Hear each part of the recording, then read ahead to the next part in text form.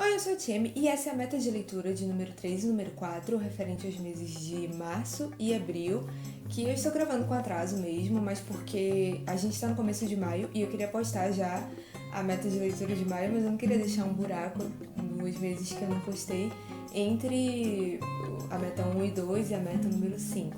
Mas é uma lista, bem interessante de 11 livros. Alguns deles eu li nesse período, alguns eu ainda nem comecei. De qualquer forma, eu vou ainda tá na minha meta de fazer a leitura de todas essas histórias, de todos esses livros. Então, enfim, fica a referência aí.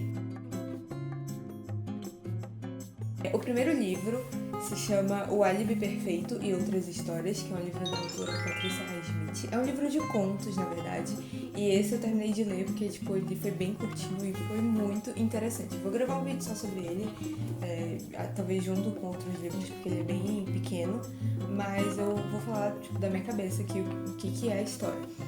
Primeiro, a Patrícia Highsmith, ela também é autora de O Talentoso Ripley, que eu ainda não li, e autora de O Pacto Sinistro, acho que é esse o nome, que é uma história sobre dois estranhos que se conhecem no trem, e daí, sem querer, eles acabam fazendo uma espécie de pacto de assassinato. Esse eu já li. Eu gostei muito, por isso que me deu vontade de ler os outros livros dela. E aí eu peguei esse, que era mais curtinho, e, gente, foi muito legal. A leitura, a história, tá? Não vou entrar em detalhes sobre a leitura agora, mas a história são vários contos de pequenos assassinatos, se é que pode se chamar assim, de assassinatos, de planejamento de assassinatos, em que as pessoas que estão planejando, elas ficam procurando por um álibi, como que elas vão assassinar fulano e não vão ser pegas, não vão ser descobertas. E o jeito como ela desenvolve a narrativa de cada uma das histórias é muito legal. Eu queria que tivesse terminado cada conto e ela tivesse escrito um livro de cada um deles, desenvolvendo todas as histórias. Eu achei todas muito boas. O segundo livro é O Médico e o Monstro, do autor Robert Louis Stevenson, acho que assim pronuncia. Esse eu pesquisei só pra fazer esse vídeo, pra explicar pra vocês mais ou menos o que era a história, porque ele tava na minha lista de leitura por causa da lista de leitura da Rory Gilmore. Eu gravei um vídeo já, de uns 2 anos atrás, falando sobre isso, sobre, ler todos os livros dessa lista, que eram os livros mencionados na série de TV Gilmore Girls, lidos pela Rory, que é uma das personagens principais. E daí eu acabei não gravando mais nenhum vídeo contando das leituras que eu fiz e das leituras que eu ainda pretendia fazer. Mas esse eu coloquei na lista por causa dessa lista. Então, eu coloquei essa lista por causa dessa outra lista e daí eu não sabia, eu não fiz questão de saber sobre o que era a história, só peguei. E eu confesso pra vocês que eu tinha na minha cabeça que esse Médico e o Monstro era meio que uma versão de Frankenstein. Eu não sei por que eu fazia essa associação, mas tinha um pouco disso. Mas tá, a história eu vou ler o início da sinopse que eu vi no Scooby. Um clássico de mistério e horror. As suspeitas começaram quando Mr. Utterson, um circunspecto advogado londrino, leu o testamento de seu velho amigo Henry Jekyll. Qual era a relação entre o respeitável Dr. Jekyll e o diabólico Edward Hyde?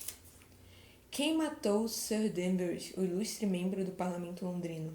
Quase não consegui ler a minha própria letra aqui nessa notinha, mas enfim. É um livro de mistério, de terror. Gosto, né? Já gosto de todos esses livros que tem esse tipo de estilo mais de terror. E, enfim, eu acho que no meu caso, tanto faz essa sinopse, não dá pra entender muita coisa também, mas parece legal e já é um clássico de terror, então deve ser muito bom. Terceiro livro é História da Tortura, do autor Edward Peters. Esse é bom, eu acho que o nome ele já, enfim, entrega muito o livro, né, sobre o que ele é. Mas aqui eu vou ler para vocês alguns tópicos do sumário do livro, que fala mais ou menos sobre um assunto delicado e perigoso. O aparecimento da tortura no direito grego, a tortura no direito romano, o regresso da tortura, jurisprudência da tortura, a Inquisição, a tortura no Antigo Regime. Por que eu decidi ler esse livro? Eu sempre tô no Twitter e eu sempre tô vendo notícias de política e eu sempre tô falando nos vídeos de meta de leitura sobre estar lendo alguns livros de contexto histórico ou sobre história por causa do nosso contexto político, porque eu acho muito sério. E, tipo, eu vejo algumas notícias e eu fico, cara, por quê, entendeu? Tipo, do presidente exaltando tortura, falando de tortura como se fosse algo banal. Esse foi um dos motivos de eu resolver ler esse livro e conhecer um pouco mais sobre a história da tortura, tipo, sabe? Isso. Quarto livro chama-se As Boas Mulheres da China. Esse aqui eu vou ler a sinopse dele inteira pra vocês, que eu peguei no Scoob, porque eu achei super interessante. Eu, primeiramente, decidi ler esse livro porque ele me lembrou uma exposição que eu fui, acho que ano retrasado, 2017, no CCBB aqui de Brasília, que era até inclusive uma exposição do meu ex-professor de materiais, de produção de materiais lá no UNB, em artes visuais. E eu lembro que logo na entrada, assim, depois que você passava por uma série de nichos, assim, com gavetas e coisas, era uma exposição relacionada com a China, com Pequim, com uma viagem que ele fez e tal. E aí tinha uma parede, assim, tipo, enorme. Se eu encontrar as fotos, eu vou deixar em algum lugar aqui no vídeo pra vocês conseguirem visualizar o que eu tô falando. Mas era uma parede, tipo, bem comprida. E aí tinham vários quadros, assim, com fotos de chineses. Eu não lembro se eram todas mulheres, eu acho que não, acho que tinham homens e mulheres, não tenho certeza, não lembro. Mas cada quadro tinha cada fotografia tinha uma definição junto de um kanji, de um ideograma chinês. E aí tinha o significado embaixo, tipo, o conceito daquele ideograma. E aí você ia lendo e, assim, de cara eu não tinha entendido direito, mas aí quando foi chegando mais pro final dos quadros, você vai percebendo que todos os ideogramas, eles tinham um conceito um tanto machista. Então, era mais ou menos que isso, era, tipo, abordando o machismo até mesmo na linguagem chinesa. E aí, esse livro, por alguma razão, me lembrou dessa exposição e por isso eu coloquei ele na minha lista. Mas aí a sinopse dele é assim. Xin Han, que é a autora, ficou conhecida como a jornalista que ergueu o véu das mulheres chinesas graças ao seu programa de rádio em que ouvintes relatavam casos de violência e de sofrimento. Neste livro, ela narra experiências de suas entrevistadas ao mesmo tempo que conta a própria história, também marcada pelo preconceito e pela opressão. Entre 1989 e 1997, a jornalista Xin Han, eu acho que é assim que fala o nome dela, tá? Não tenho certeza, entrevistou mulheres de diferentes idades e condições sociais, a fim de compreender a condição feminina na China moderna. Seu programa de rádio, Palavras na Brisa Noturna, discutia questões sobre as quais poucos ousavam falar, como vida íntima, violência familiar, opressão e homossexualismo. De forma cautelosa e paciente, Shinhan colheu inúmeros relatos de mulheres em que predomina a memória da humilhação e do abandono. Estupros, casamentos forçados, desilusões amorosas, miséria e preconceito. São histórias como as de Hong Shui, que descobriu o afeto ao ser acariciada não por mãos humanas, mas pelas patas de uma mosca, de Huair, violentada em nome da reeducação promovida pela Revolução Cultural, da catadora de lixo que impôs a si mesma um ostracismo voluntário para não envergonhar o filho, um político bem-sucedido, ou ainda de uma menina que perdeu a razão em consequência de uma humilhação intensa. Quando Shinhan começou suas entrevistas, o peso de tradições antigas e as décadas de totalitarismo político e repressão sexual tornavam muito difícil o acesso à intimidade da mulher chinesa. Desde 1949, a mídia chinesa funcionava como porta-voz do regime comunista. Rádio, televisão e jornais estatais eram a única fonte de informação, e a comunicação com pessoas no exterior era rara. Em 1983, o presidente Deng Xiaoping iniciou um lento processo de abertura da China. Alguns jornalistas começaram a promover mudanças sutis na maneira como apresentavam as notícias. O programa apresentado por Xin Han era um dos poucos espaços em que as pessoas podiam desabafar e falar de seus problemas pessoais. Nos relatos do livro, a autora possibilita a vozes antes silenciadas revelar provações, medos e uma capacidade de resistência que as permitiu se reerguer e sonhar em meio ao sofrimento externo. Em condições extremas de vida, como a dos campos de reeducação da Revolução Cultural, afloram sentimentos de maternidade, compaixão e amor. O olhar objetivo de Xin Han dá ao tema um tratamento firme e delicado, trazendo à tona as esperanças e os desejos escondidos nessas difíceis vidas secretas. Gente, que livro!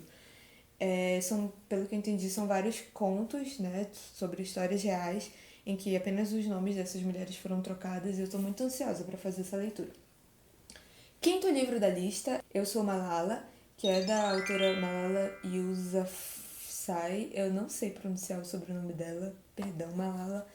É uma autobiografia, pelo que eu sei, mas eu vou ler também pra vocês aqui um resuminho. Acho que todo mundo já meio que ouviu falar da Malala, mas aí tinha um resuminho também sobre esse livro, essa autobiografia dela, e daí eu vou ler aqui pra vocês. Quando o Talibã tomou o controle do Vale do Swat, uma menina levantou a voz. Malala Yousafzai. Eu sempre li o nome dela como Malala Yousafzai, mas tem um Zai, né? Não sei porquê, não sei porque eu sempre li assim, mas enfim. Recusou-se a permanecer em silêncio e lutou pelo seu direito à educação. Mas em 9 de outubro de 2012, uma terça-feira, ela quase pagou o preço com a vida. Malala foi atingida na cabeça por um tiro a queima-roupa dentro do ônibus no qual voltava da escola. Poucos acreditaram que ela sobreviveria, mas a recuperação milagrosa de Malala levou em uma viagem extraordinária de um vale remoto no norte do Paquistão para as salas das Nações Unidas em Nova York. Aos 16 anos, ela se tornou um símbolo global de protesto pacífico e a candidata mais jovem da história a receber o Prêmio Nobel da Paz. Eu Sou Malala é a história de uma família exilada pelo terrorismo global, da luta pelo direito à educação feminina e dos obstáculos à valorização da mulher em uma sociedade que valoriza filhos homens. Gente, muito bom. Faz muito tempo que eu quero ler esse livro. Eu não sei porque eu sempre procrastino um pouco de começar a leitura. Talvez eu acho que vai ser muito pesado, não sei. Mas ele tá na minha lista de março e abril e ainda não li, mas vou ler até, sei lá, antes de julho, eu acredito. Sexto livro se chama Eva Luna, que é da autora Isabella Lende. Esse foi a indicação da minha irmã, ela estava lendo numa viagem que a gente fez, e daí ela falou que é um romance em que essa autora ela puxa muito pro contexto histórico, então me chamou bastante atenção. Aqui a sinopse dele no Scooby estava falando sobre Eva, a primeira mulher, tem uma vida de pobreza e de lutas pela sobrevivência.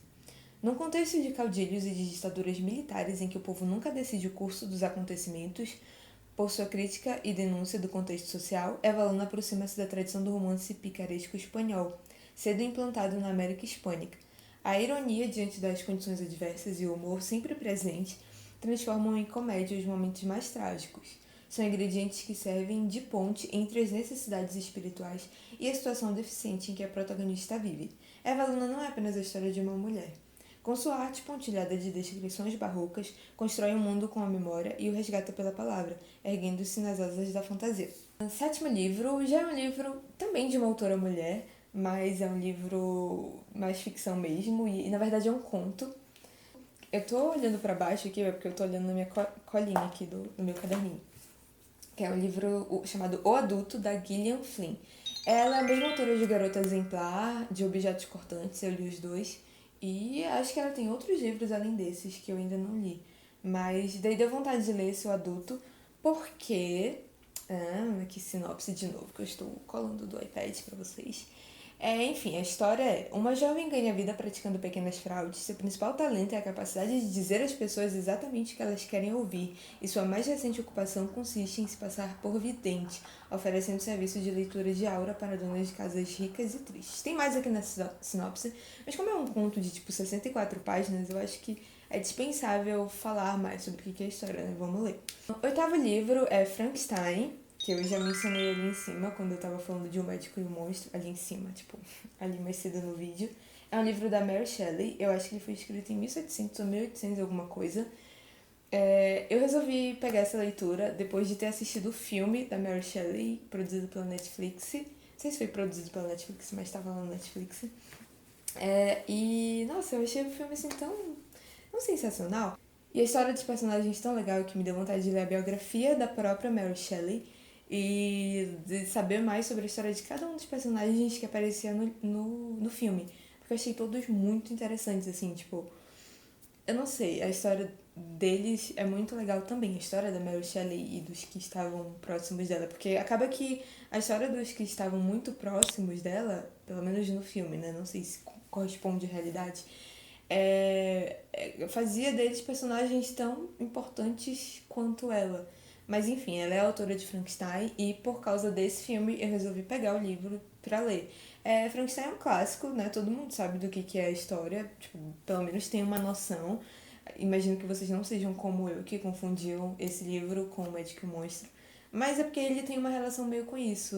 Tem o cientista, que é o Victor Frankenstein. Eu tô falando assim de cabeça porque esse eu já tô lendo, eu tô quase no final do livro. Também é um livro bem curto. E é um livro super, super, super interessante, assim. Eu tô lendo no Kindle e tem, tipo, 1 milhão de marcações. Eu tô lendo no Kindle a contragosto, porque eu queria mesmo ter comprado o livro físico. Tem uma edição da Dark Side Books e tem uma edição da editora Zahar, se eu não me engano, que tem os comentários, que tem o epílogo da Mary Shelley. Então, o livro, ele conta a história do Victor Frankenstein, que é um cientista, um jovem que ele vai para a faculdade, fica longe da família, daí ele vai estudar e daí ele implica que ele fica obcecado em querer dar vida a um ser inanimado. E aí é quando surge o Frankenstein, que na verdade eu ainda nem entendi, eu não sei se eu deixei passar batido essa parte, mas eu não entendi porque que o nome do livro é Frankenstein, se é sobre o Victor Frankenstein, talvez seja, porque eu não lembro de o monstro já ter tido um nome na história, mas ele, enfim, é o monstro. Ele só fala da criatura demoníaca no livro. Tem lá o Victor Frankenstein, ele fica obcecado em dar vida a uma criatura inanimada, e daí ele cria o Frankenstein, por chamar ele assim, que é o monstro, a criatura. E daí quando ele quando ele percebe que o experimento dele funcionou, ele fica chocado e muito decepcionado porque não, funcionou, mas não da forma como ele esperava. E aí eu até achei ele um super mimado nesse momento, enfim, talvez ele seja mesmo super um bostão. Que daí ele fala assim, tipo, ai, nossa, não, você não é como eu imaginei, você é um monstro, coisa demoníaca, some da minha frente. Basicamente isso. E daí o monstro some e eles vão se reencontrar depois. E eu tô na parte ainda que o monstro tá contando a história dele, o que ele fez no tempo que ele andou desaparecido, por que ele fez as coisas daquele jeito e enfim. Mas assim, é uma história muito boa. É tipo muito mais do que eu imaginava, assim. Tipo, eu já sabia meio que disso por causa do filme da Mary Shelley, que não era exatamente uma história de tipo, ai, um monstro. É mais sobre uma criatura muito solitária, vamos dizer assim. Meu livro tá cheio de marcação, no e-book mesmo, porque cada trecho que eu leio eu fico, nossa, é muito tocante, não sei. Não é um livro triste exatamente. Tem partes muito tristes, mas não é um livro de terror, assim, sabe? Como eu imaginava que seria. Mas é muito bom. Nono livro, Arquitetura e Arte no Brasil Colonial, do autor John Bury. Eu nem lembro como foi que eu consegui esse PDF. Tô lendo o PDF no iPad, esse não no Kindle. É um livro muito interessante sobre arquitetura e arte no Brasil colonial. Eu tô bem no comecinho ainda, eu comecei a ler, mas eu não dei continuidade assim corrida, porque como eu tô lendo no iPad, eu tenho um pouco mais de dificuldade de lidar com brilho na tela. Mas ele já começou falando sobre a história do Aleijadinho, que eu provavelmente estudei história na escola há muito tempo e nem lembrava mais. Mas assim, muito interessante a história. Ele já começou de um livro assim, já começou de um jeito bem impactante. E eu tô gostando muito. Não lembro por que eu peguei esse livro, onde que eu consegui esse PDF, nada, não lembro. Só sei que ele tava aqui no meu iPad, daí eu resolvi começar a ler e eu tô adorando. 10º livro, Elementos da Teoria Geral do Estado. Eu até nem coloquei aqui o nome do autor, não sei porque eu fiz isso, mas eu vou deixar na descrição aqui no vídeo quando eu estiver editando. Mas esse eu peguei pra ler por recomendação do canal Ler Antes de Morrer. Me deu muita vontade de ler, por questões políticas também. É um livro recomendado para estudantes de Direito, se não me engano, no primeiro semestre. É um livro, mas ele tem uma linguagem bem simples, assim, e tá sendo bem fácil de compreender. E é bem interessante, tipo, conhecer um pouco questões, assim, do Estado, do funcionamento do Estado, para entender um pouquinho mais como é que as coisas funcionam, né? 11º e último livro, Guia Prático do Design Editorial, da autora Aline Haluki. Esse eu já terminei de ler, inclusive li o e-book e me arrependi muito, porque eu queria muito ter lido ele no livro físico. Tinha algumas coisas que estavam, assim, não tão bem feitas no e-book. E, inclusive, eu pretendo comprar esse livro na edição física para ter ele como livro de consulta. Esse eu li por causa do meu trabalho com encadernação, com design e tal, porque eu queria entender algumas coisas mais específicas sobre editoração.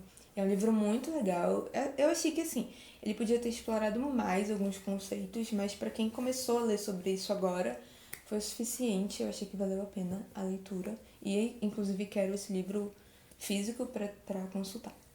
É isso, espero que vocês tenham gostado. Espero que esse vídeo não tenha ficado muito longo. Eu não pensava que ele fosse ficar tão longo, mas eu vou editar e tentar cortar o máximo possível. Em breve vai ter vídeo sobre algumas dessas leituras, as que eu mais gostei. E vocês podem continuar acompanhando aí no canal, se inscrevam e deem um like. Beijos e até a próxima.